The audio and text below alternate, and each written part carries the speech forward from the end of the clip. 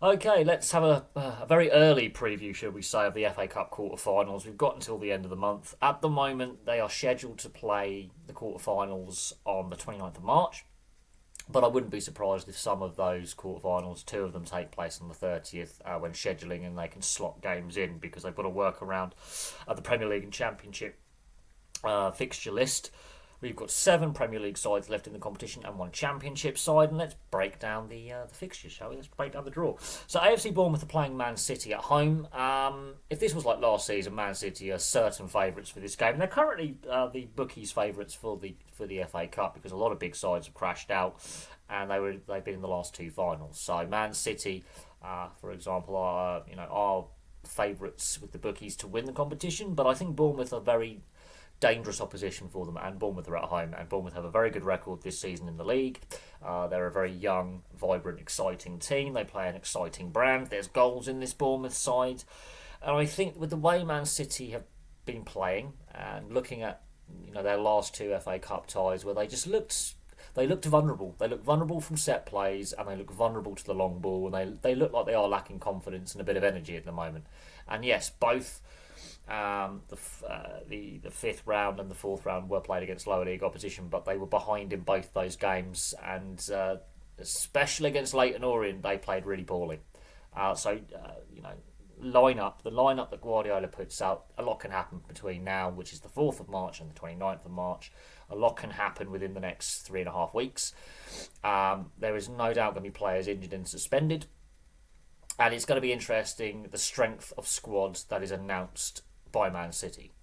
It also depends on what they do in the Champions League, and how far back they are in the Premier League from second place, because a lot can happen in the next couple of weeks. Their form has been patchy at times this season.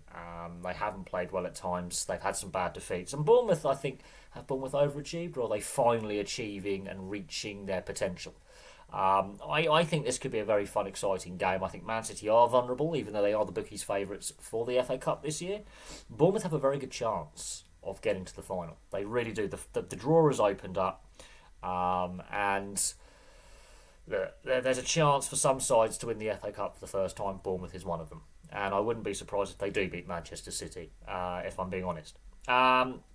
Fulham play Crystal Palace in an all-London derby. Fulham have to play better than what they did against Manchester United, even though they won that game on penalties. That was a really poor game. There's a reason why I didn't do a match review, because I switched off. It was not a great game. It was poor. The quality was poor, and Fulham, I think, are better than what that performance suggested they were. I did predict they would beat Manchester United, and I was proven right, which is rarity on this channel. Crystal Palace, I think they're a solid outfit, and they have some good recent history with some good runs in the FA Cup in recent seasons. Again, a great opportunity for one of these sides to make the final.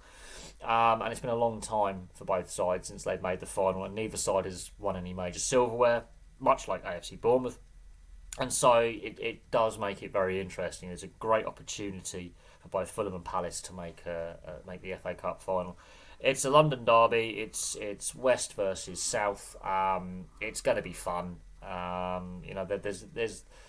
There's bragging rights in London to be like the last team standing in London for this year's FA Cup, because there's no Arsenal, there's no Spurs, there's no Chelsea, there's no Brentford.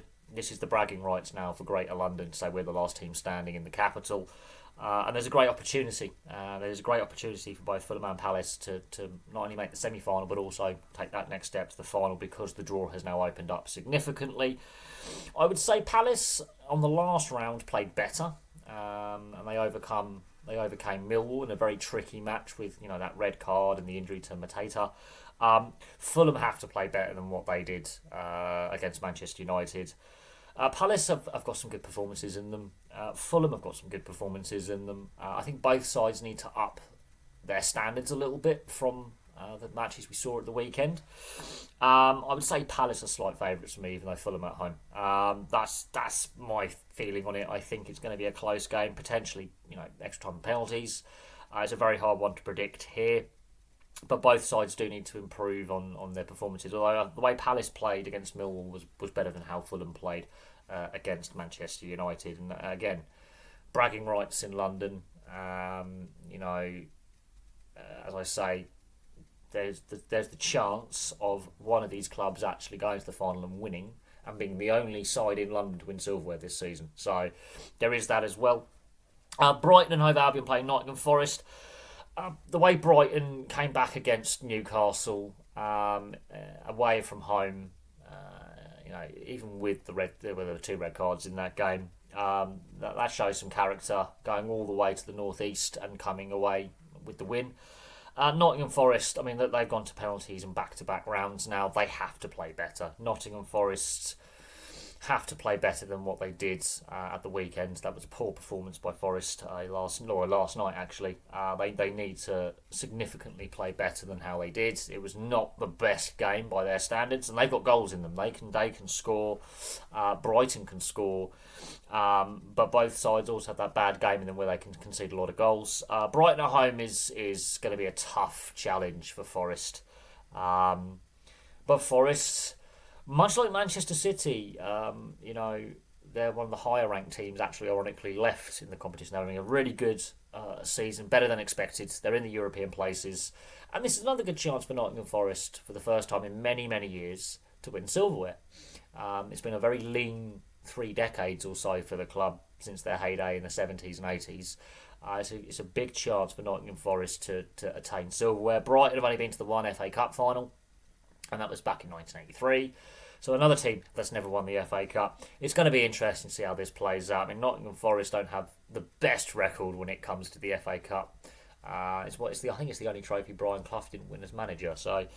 But Nottingham Forest have a very good opportunity with how this draw looks. This is not the strongest quarter-final draw we've ever seen, because again, some real big clubs have fallen in the 3rd and 4th round and the 5th round that would normally be contesting quarterfinals of the FA Cup. So I think Forest, if they play at their best, I think are favourites with how this season's gone. But Brighton at home are definitely a different beast than Brighton away. And Brighton at home are a very difficult opposition. Home crowd advantage, home crowd behind them. But I think Forest have enough on their day, if they play their best, to beat them. But that's going to be a fun one. And then finally, Preston North End, Aston Villa. The way Villa play when they're on song and they're playing really well, I think they're going to have too much for Preston, honestly. I think they're going to have a bit too much for Preston, unfortunately. It's been a great fairy tale for Preston, considering their difficult start to the season, with 3 managers in as many weeks, pretty much. But I think this is a step too far for Preston. If Preston make the semi-final and they can potentially do what Coventry did, was it last season?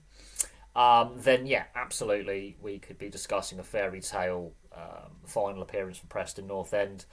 But I think Villa will have too much. I think for me, overall, Villa are probably the favourites for the FA Cup this season, with the way they dismantled Tottenham. I know they got a bit sloppy towards the end and conceded a late goal earlier on in the competition, but the way Villa went about beating Cardiff, they were in control of that game. Villa, their really quick-paced attack they are, I think, one of the more attractive teams to watch when they're on song attacking, and their interplay and their speed of passing. I think the issue with Villa is the amount of injuries they've got, especially to defensive players. I think that's a concern, and Preston will use set plays, I think, to target Villa in that regard. But overall, it's a hard one to predict. I think Bournemouth could be a dark horse, honestly, and Fulham Palace is going to be a tasty all-London encounter. If I was to say who's going to make the semi-finals, I'm going to go Bournemouth, I'm going to go Palace, Forest and Villa to be a semi-finalist. And that is a very interesting pick. I think Man City might be a bit vulnerable at the moment, but much can change in the next couple of weeks. Man City might just win every game between now and the quarterfinals, if we're being honest. Or they could lose every game because of how their season's gone. But I'm going to pick Bournemouth, Palace, Forest and Villa to be our semi-finalists. And I'm probably going to be wrong. If I get any of them right, I'll be amazed. But there we go. There's a little preview of the quarterfinals of the FA Cup, which takes place on the 29th, weekend of the 29th of March. We're going to assume that 2 of the quarterfinals will take place on the Sunday the 30th. But there we go. I know it's a bit early, but I thought I'll have a look at the draw and we'll go through it. And as I say, I'm picking Bournemouth, Palace, Forest and Villa to be our semi-finalists who will progress. Now, how many of these will go to extra time and penalties? Because we did see a lot of penalty shootouts in this round just gone and the round before.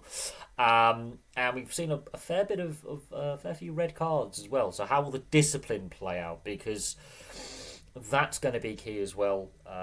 Teams that keep their discipline and their structure and to their systems and their game plan generally do better than those that get caught on the hop. So discipline's going to be key. But there we go. Thank you very much for watching. Place your thoughts on the FA Cup quarter-finals. I know they're a few weeks away. It's going to be interesting.